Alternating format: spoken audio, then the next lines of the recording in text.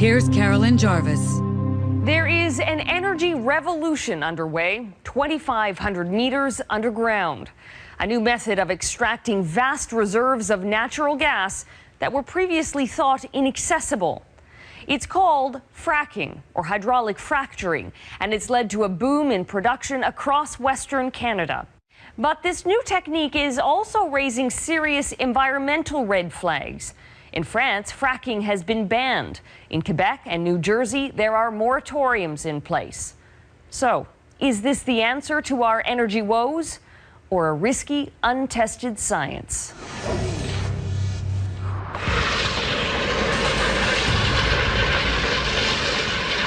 Without much fanfare, British Columbia earned a distinction last year few ever learned of. Home to the largest natural gas extraction effort in the world.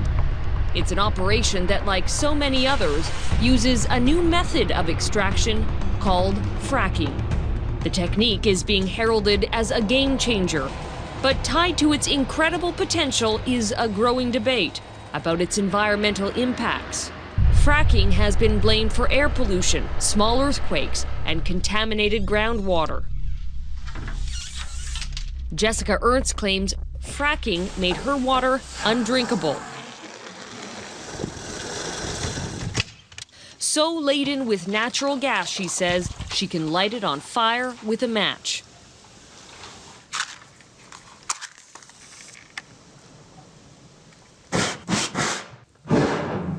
She does this from the safety of a metal building for fear she'll blow up her kitchen. Well, it's not just flammable, it's highly explosive. There's high levels of methane in it, some ethane, and who knows what else. It was about 10 years ago that a natural gas company dug beneath Jessica's acreage in Rosebud, Alberta, and started fracking. It's a process, also known as hydraulic fracturing, that involves injecting massive amounts of water, sand, and a toxic cocktail of chemicals deep underground using extreme pressure. That pressure creates cracks in the rock bed, releasing the gas. Jessica claims that process also released gas into her groundwater and is suing the Alberta government and energy giant Encana in a landmark case for $33 million. I'm beginning to think that the new brute force hydraulic fracturing cannot be done safely. There are too many liabilities and too many risks. Today, Jessica is considered Canada's Erin Brockovich, a one-woman crusader who refuses to be pushed around by the rich and powerful. They bullied and bullied. They tried to make me go away. It was unbelievable. And she knows a thing or two about the topic. Jessica spent 25 years as a scientist working in the oil and gas industry. Is explosive water natural? Now she tells her story any chance she gets.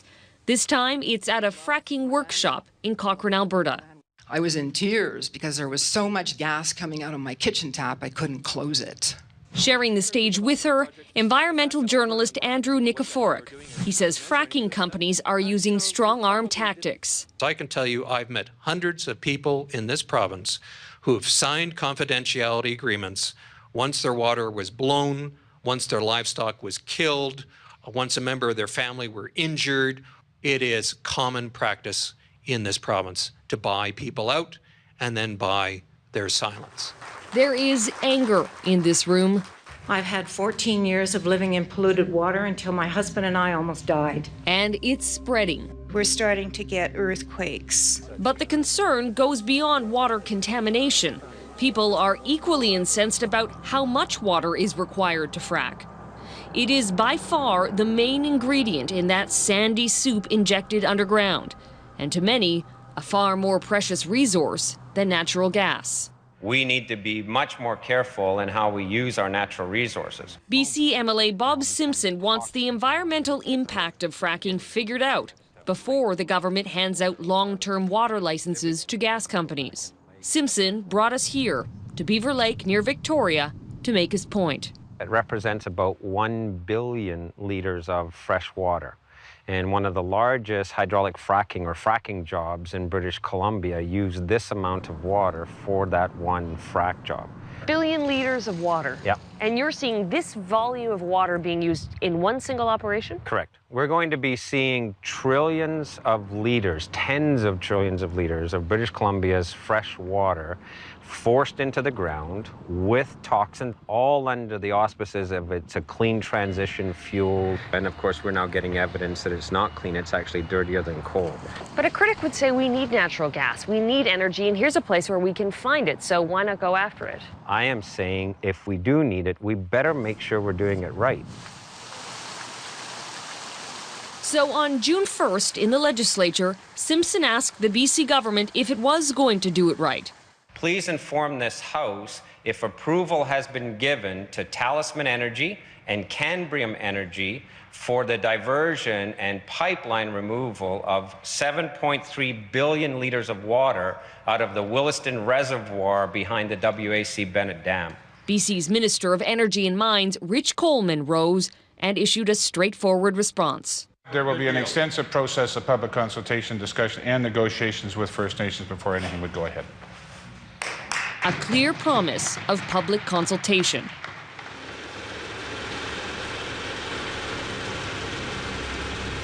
But just 2 months later, the BC government granted Talisman a 23-year water license to extract 10 million liters of water from the Williston Lake Reservoir every day, without any public consultation.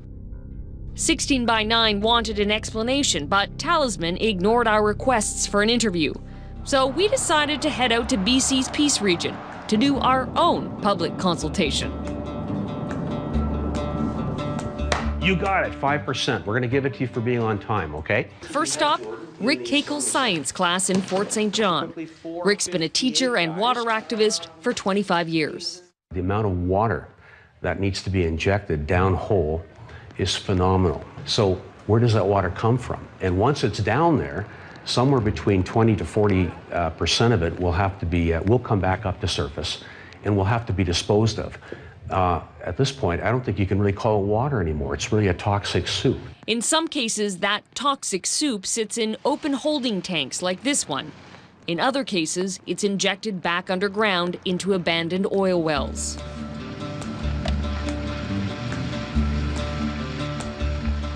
Hello. Hi. You must be Caroline. Next, we visited local councillor Terry Webster at a ranch near Hudson Hope. Terry has a ringside seat to Talisman's growing natural gas operation. Her 1,000-acre ranch is being torn up by Talisman's water pipeline. She was paid $60,000 for the land use, but says she didn't have any choice. This goes on for kilometers and kilometers. Yeah, so basically this is 37 miles long, this pipeline. By next year, we will have 5 pipelines on our land. Although we can use the surface, we're not allowed to build anything on it. We can't have a dugout, we can't have a corral, we can't have a building. So the more pipelines you have, the more you're going to be restricted. So eventually, you can't use your land for farming. For Terry as well, it's the incredible amount of water being used to extract the gas that's so alarming. Should you be taking that water out of the ecosystem? And secondly, when it's contaminated, where is it going to? Do you feel in the dark? Yep. Yeah, I do. Yeah. Frustrated? Threatened. And this is just the beginning. There are a dozen international companies here in a race for natural gas deposits. Talisman alone plans to build 1,400 wells in the region, wells that will be fracked repeatedly. It's Carolyn Jarvis calling. We tried a few more times to reach Talisman, but still nothing. I'm sure you can appreciate we feel after a month's time now that we're getting a bit of the runaround here. So on the final stop on our northern road trip, we dropped by Talisman's office in Fort St. John. Hi, I'm here with Global 16/9. We're looking for somebody to speak with. We don't currently have a spokesperson in the office. I'm standing in for my boss right now, and we'd be happy to grant an interview in Calgary. But 2 days after agreeing to an interview, Talisman backed out. The company wouldn't talk to us about fracking and its water use, but the man whose ministry handed out those water licenses, Rich Coleman, did. Were told by the public that they weren't consulted, and a massive 20-year license was granted to Talisman in the Williston Reservoir. And that could have been a mistake in language by me. I mean, what I said, I was trying to say is that we would do the government process with regards to water licenses. But listen again to Coleman's words just months earlier in the legislature. There will be an extensive process of public consultation, discussion, and negotiations with First Nations before anything would go ahead. Was the public consulted? I don't do that process as the minister. Do you know it's not my ministry. It's not your ministry? No. So you promised the public consultation, but it didn't fall within your... It was in a debate where I said we would follow the rules. We would do what is ever required with the public with regards to removal of water. And that process, possibly as my language, misunderstood what the process was, that's all. So this promise... There will be an extensive process of public consultation. It seems was just a misunderstanding. It all leaves Terry Webster wondering. Fresh water is the resource of the 21st century. It's more important than oil or gas or anything. And so for us to take that volume of water, contaminate it, and get rid of it is foolish. Next, what is the government doing to make sure this is safe?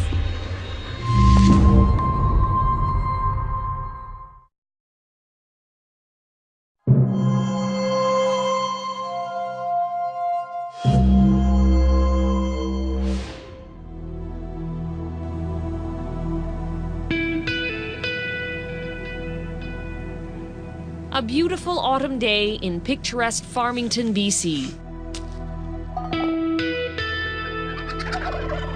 This rural paradise drew Lois Hill here 14 years ago. A lot has changed since then. Today, it is one of the most fracked places in the southern Peace Valley. The drilling goes on day and night for probably 3 weeks, and then the fracking for another week, and we've got the high-pitched whine scream, actually, of the compressors building up the pressure before they get the pressure high enough to frack the rock. Once the fracking stops, the flaring begins, a process where toxic chemicals are released through stacks. Lois says she and her husband were exposed to those chemicals one day when they drove by the site. You know, our eyes burnt, we were coughing, my husband threw up, we shut off the fan for the heater and drove fast to get out of the area. And I went to the doctor a few days later because my throat wouldn't clear up. I had purple lesions on the back of my throat for about 3 weeks after that. And what did your doctor say? What was the cause? He said, you've been exposed to something, you've inhaled something toxic. Fracking is not fail-safe. Ben Parfit is an environmental researcher and author of an extensive report on fracking. He says there's plenty of evidence that shows fracking isn't safe. In the winter of 2009, there was a potentially fatal release of sour gas near the community of Pouce Coupe in northeast BC. The cause of that gas leak was definitively linked to a buildup of sand from the fracking process in the well, which caused the well piping to corrode and break. But the majority of incidents have occurred south of the border, where Parfit says there are lessons to be learned. In the United States, we have seen clear incidents of explosions linked to migrating gas associated with fracking operations, and there is clear, unequivocal evidence of groundwater being contaminated in areas that have been subject to intense fracking operations. American studies have linked fracking to everything from contaminated drinking water to earthquakes. And last April, a congressional committee demanded the industry disclose what chemicals it pumps underground with all that water and sand. The report revealed a toxic mix of carcinogens, including methanol, diesel, formaldehyde, and sulfuric acid. Come on! Ah, here we come. It's no wonder, says Wilma Avery, that with all those chemicals, she got sick. I was very, very sick after breathing in, well, I presume it was breathing in the fumes. I had a most dreadful cough. I lost 10 chickens and they were really sick. Your chickens died? Yes, my chickens died. Wilma lives on a farm near Tumbler Ridge, BC. She's surrounded by natural gas operations and calls her home the kill zone. and a gas plant to the east, and there's a gas plant to the west of me. There are at least 6 to 8 gas wells down in the valley there, and they're proposed, and they're all multi-pads. So you're right in the middle of it? Yes, and I'm trapped. So an oil company might say, well, how can you say it's because of our flaring that you're falling ill and your chickens are dying? Because it never happened before, and I can see there's a yellow haze which lays around the house when that happened, when that occurred. Come on. All right, don't be greedy. Wilma's doctor put her on heavy steroids and told her it was a classic case of breathing in noxious fumes. So she called BC's Oil and Gas Commission, as well as the company involved. You phoned them and said, "You're gassing me." And what did they say? Oh, that can't be possible. We'll look into it. And did they look into it? I don't know. How do I know? I didn't hear anything. They just kept on flaring. But Minister Coleman told 16 by 9 his government is listening. Definitely not falling on deaf ears. We're going to do the health study. We're going to come in with baseline air studies and water quality studies, because we need to do that, right? Whatever those studies show, when and if they happen, the rural landscape and lifestyle for these women has already changed. Let's be honest, would you want to raise children here? Would you want to live here? No, you wouldn't. So they have absolutely, everything that I've invested into a property, which is really my retirement fund, has gone. The only choice we have is either to continue fighting, you know, hoping to get somebody's attention, and or move. I think next time will kill me, probably. You think these gases are going to kill you? Yes, I do. And no one's doing anything about it? No one's doing anything.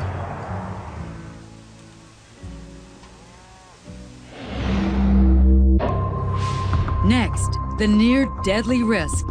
It's a living hell, it definitely is. Of being diagnosed with the wrong disease. And Canna in a landmark case for $33 million. I'm beginning to think that the new brute force hydraulic fracturing cannot be done safely.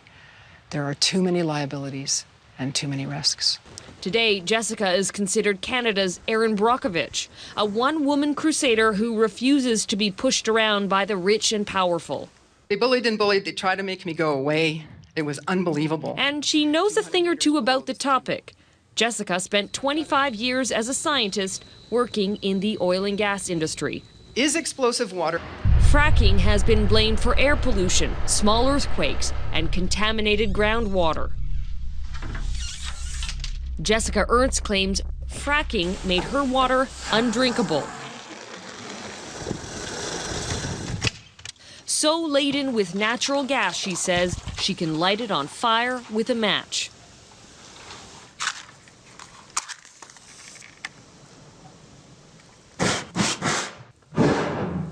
She does this from the safety of a metal building for fear she'll blow up her kitchen. Well, it's not just flammable, it's highly explosive.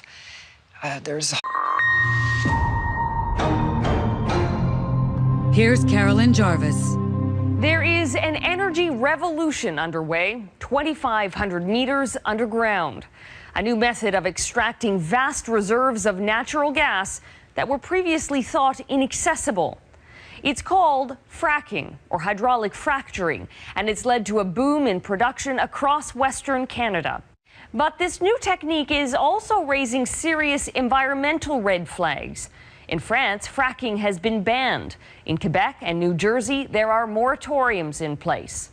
So, is this high levels of methane in it, some ethane, and who knows what else? It was about 10 years ago that a natural gas company dug beneath Jessica's acreage in Rosebud, Alberta, and started fracking. It's a process, also known as hydraulic fracturing, that involves injecting massive amounts of water, sand, and a toxic cocktail of chemicals deep underground using extreme pressure. That pressure creates cracks in the rock bed, releasing the gas. Jessica claims that process also released gas into her groundwater and is suing the Alberta government and energy giant. The answer to our energy woes?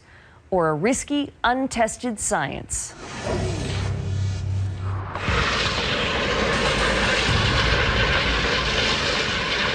With Without much fanfare, British Columbia earned a distinction last year few ever learned of. Home to the largest natural gas extraction effort in the world. It's an operation that, like so many others, uses a new method of extraction called fracking. The technique is being heralded as a game changer, but tied to its incredible potential is a growing debate about its environmental impacts.